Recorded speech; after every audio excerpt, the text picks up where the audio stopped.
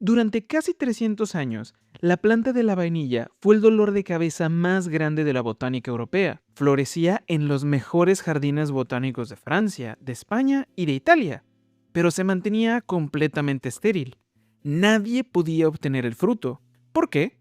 Bueno, pues tienen que quedarse aquí si quieren saberlo. Hoy hablamos de la vainilla, el monopolio mexicano de este fruto, qué tuvo que ver la Universidad de Padova en todo esto y cómo un niño de 12 años revolucionó la industria de la vainilla a nivel internacional. Mi nombre es Esteban Castorena y esto es Verde, Blanco y Rojo.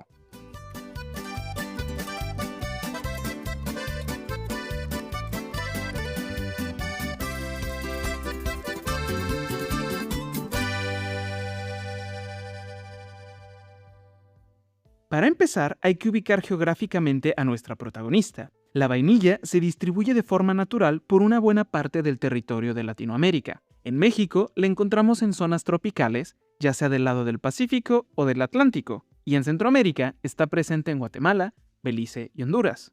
Es decir, que la planta no es endémica de México. Pero, y aquí viene el gran pero, México se considera la cuna de la vainilla porque es aquí donde ocurrió su domesticación, más precisamente en el actual estado de Veracruz por parte de la cultura totonaca. Atención, los totonacas no lograron polinizar las plantas, o al menos no hay ningún registro histórico que indique que lo hicieran. Todo parece apuntar que no. De hecho, este pueblo se considera el que domesticó la planta porque fueron los primeros recolectores del fruto de esta orquídea tan especial. Lo recolectaban de forma silvestre, sí, pero también desarrollaron todo un sistema para secarla, procesarla y obtener los aromas y sabores que todavía nos vuelven locos. Y claro, los aromas de esta planta ya desde aquellas culturas se combinaban con el cacao. Y a que no adivinan a qué cultura le gustó la idea de hacerse con un poquito de vainillita para su chocolate. Exacto, al Imperio Mexica. El pueblo totonaca comerciaba la especia con los mexicas porque estos eran los únicos que podían obtenerla. Nadie, a excepción de los totonacas, tenía la vainilla, porque, insisto, ellos la recolectaban en sus selvas húmedas. No sabían cómo se podían obtener más de estos frutos que ellos consideraban unos regalos de los dioses. Pero cuando los mexicas se pusieron un poquito rudos y dejaron de comerciar y se pusieron a conquistar pueblos, y los totonacas cayeron bajo su imperio, a partir de ahí la vainilla se convirtió en un tributo muy, muy, muy preciado para Tenochtitlan. En náhuatl, la lengua de los mexicas, esta planta recibió el nombre de Tlilxochitl, que se traduce como flor negra, gracias al color que obtiene el fruto cuando madura y se seca. Fueron los españoles, cuando se encontraron con el fruto, los que cambiaron el nombre al que tenemos el día de hoy. Me gustaría decir que hay una historia etimológica apasionante o curiosa como las de otros episodios, pero la verdad es que no. Vainilla es simplemente un diminutivo de vaina. Vainilla es igual entonces a una vaina pequeñita. La verdad es que si lo pienso, no encuentro un error en la lógica del conquistador que bautizó este fruto.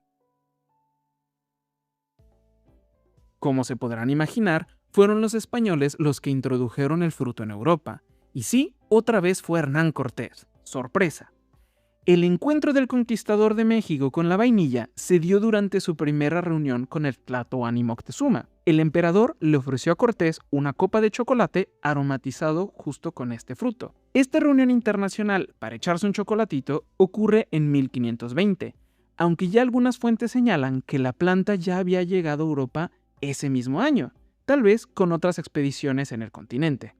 El punto es que, fascinados por su aroma, las pequeñas plantas y esquejes empezaron a circular por toda Europa.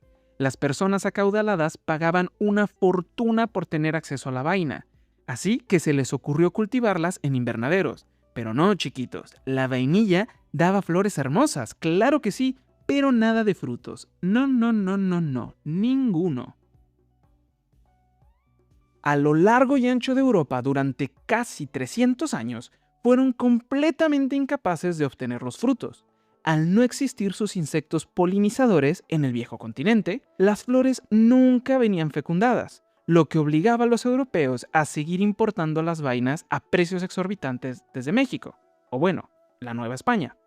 El monopolio vainillero de México se mantuvo intacto hasta mediados del siglo XIX, cuando, por fin, alguien, o más bien, alguienes, lograron la polinización artificial. Ya desde los años 30 del siglo XIX, algunos botánicos habían logrado polinizar la flor de forma manual.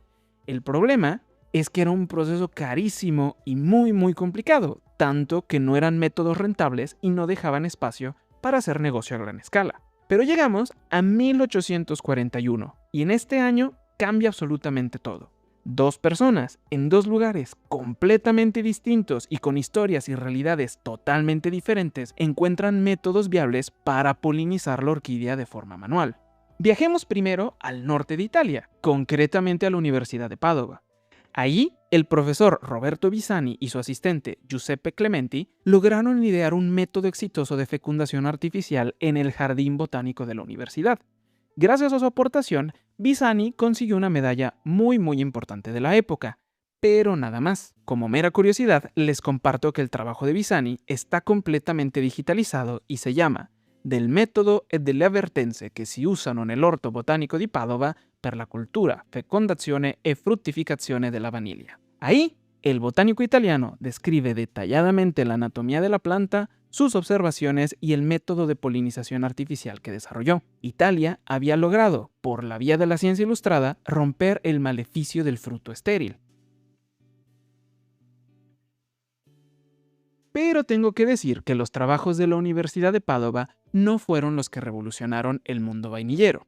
Mientras los respetados profesores universitarios en Italia recibían medallas a manera de premio, la otra persona que logró polinizar la vainilla en 1841 fue Edmond Albius, un niño de 12 años, esclavo en la isla de La Réunion, una isla que todavía pertenece a Francia en el Océano Índico. Para no hacer el cuento muy largo, les resumo el asunto. Edmond nace en la esclavitud, su madre muere durante el parto y su padre lo abandona. Al niño lo acoge su amo, un terrateniente y botánico aficionado, que le enseña cosas básicas sobre las plantas de su jardín. A los 12 años, Edmond se dio cuenta de algo brillante. La flor de la vainilla posee una pequeña barrera natural, una membrana llamada rostelo, que separa físicamente la antera, el órgano masculino que contiene el polen, del estigma, el órgano femenino. Esta barrera impide que la planta se autofecunde. Su método, el método de Edmond, fue literal agarrar un palito de madera, levantar la membrana y usar el dedo pulgar para hacer que la parte masculina y la femenina se encontraran. 300 años de ciencia europea y a nadie se le había ocurrido eso. Increíble. El método Albius permitió cultivar vainilla a gran escala, convirtiendo a La Réunion y posteriormente a Madagascar en los principales productores mundiales, destruyendo para siempre el monopolio mexicano. ¿Y qué fue de Edmond? Ustedes me preguntarán. Le llovieron aplausos, le concedieron su libertad y, ay no más, le dieron el honor de tener su propio apellido. Exacto, los franceses lo llamaron Edmond Albius. Sí, Albius, que viene del latín albus, que significa blanco. ¿Are you kidding me? A un esclavo afrodescendiente que te acaba de resolver un negocio millonario le das el apellido Blanco. Ya ni la chiflan que es cantada. Se quisieron ver muy poéticos con el nombre por el color de la orquídea y todo esto, pero le hubieran puesto Edmond Vainilla, así de sencillo. Pero no, Edmundo Blanco. Como colofón a esta historia, hay que decir que si bien Edmond se volvió un hombre libre, eso no quitó que viviera en una sociedad colonial completamente racista. Con todo en contra, en 1851 y con apenas 22 años, fue acusado de robar joyas y alimentos y fue condenado a trabajos forzados y a 10 años de prisión. Su antiguo amo abogó por él y, argumentando su enorme contribución a la botánica y a la humanidad, lograron reducir su condena a 1/3. A su salida, su antiguo dueño le regaló una pequeña casa y un terreno para cultivar. Digo, era lo menos considerando que les montó el negocio mundial de la vainilla, ¿verdad? Edmond Albius, Edmond Vainilla, si me lo preguntan, murió en la más absoluta pobreza en 1880, a los 51 años de edad, víctima de una fiebre. Y a todo esto, ¿qué pasó con el polinizador natural, Esteban? ¿Por qué la vainilla solo daba frutos en México?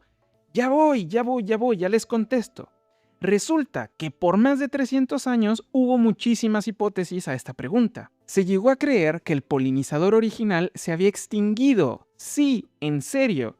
Así de desesperada estaba la cosa en el mundo de la botánica. Pero en 2026, o sea, prácticamente ayer, gracias al investigador mexicano Miguel Ángel Lozano Rodríguez del Centro de Investigaciones Tropicales de la Universidad Veracruzana, por fin tenemos una respuesta. Y antes de seguir, para el público italiano que escucha en español, les recuerdo, Veracruz es el territorio que perteneció a los totonacas, así que estamos cerrando nuestro círculo. Volvemos exactamente al sitio donde todo empezó. Lozano Rodríguez logró identificar que las polinizadoras naturales de la vainilla son un grupo de insectos solitarios de aspecto metálico conocidos como abejas de las orquídeas. Y resulta que solo las hembras polinizan, a diferencia de los machos, que se acercan a las flores solo para recolectar fragancias y fabricar su propio perfume de apareamiento. Las hembras sí interactúan con la orquídea porque andan buscando polen y néctar. Pero atención, que es bien pilla la vainilla. A las abejas las engaña esta planta. Las hembras llegan todas contentas buscando el néctar y resulta que no hay. La orquídea realiza lo que en biología se llama polinización por engaño. Emiten un aroma dulce que las abejas hembras asocian con alimento.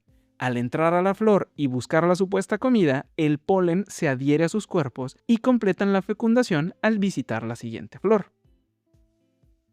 ¿Y cómo está eso de que andaban escondidas estas abejas para la ciencia? No es que estuvieran escondidas, es que las estábamos buscando en el lugar incorrecto. El investigador determinó que la razón por la que no se veía estas abejas en las grandes plantaciones comerciales es una razón puramente ecológica. Si las orquídeas de la vainilla no producen néctar, el insecto necesita obtener su comida de otro lugar. Necesita un ecosistema rico en biodiversidad.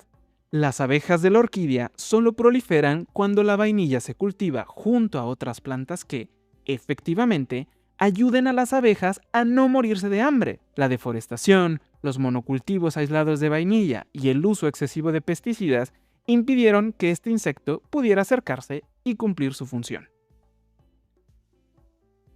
Damas y caballeros, con ese recientísimo descubrimiento científico terminamos nuestro ciclo sobre ingredientes americanos en Italia.